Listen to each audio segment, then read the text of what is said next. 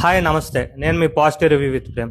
నిన్న డే 2 నామినేషన్లో శ్రీజ గారి మధ్య తనుజ గారి మధ్య నామినేషన్ అవుతున్న మధ్యలో ఈ రిమైనింగ్ ఓనర్స్ అంటే రిమైనింగ్ కామనర్స్ ఎవరు రాకపోయినా కూడా హరీష్ గారు మెయిన్గా ఇన్వాల్వ్ అవుతున్నారు.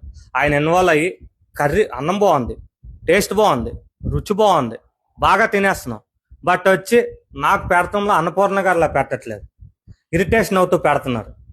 ఆయన అన్నపూర్ణగా పెట్టడం, అన్నపూర్ణగా పెడతానని చెప్పారు. ఆవిడ అదే అంటున్నారు. అసలు రిమైనింగ్ లో ప్రతి ఒక్క ఇష్యూలో కూడా హరీష్ గారు ఇన్వాల్వ్ అయిపోతున్నారు. అక్కడ నామినేషన్స్ అయినప్పుడు బిగ్ బాస్ రూల్ ప్రకారం ఓన్లీ నామినేషన్స్ ఓన్లీ 2 పర్సన్స్ మధ్య అవుతాయి.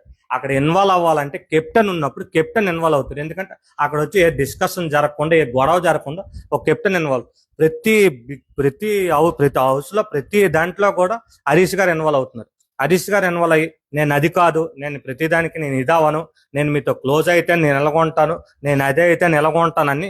అలాంటప్పుడు మీకు అంత వేవ్ స్పేస్ కావాలనుకున్నప్పుడు మీరు వచ్చి ప్రతి దాంట్లో ఇన్వాల్వ్ అవ్వే ఛాన్స్ మీకు లేదు. ఛాన్స్ లేనప్పుడు ప్రతిదీ పడాలి.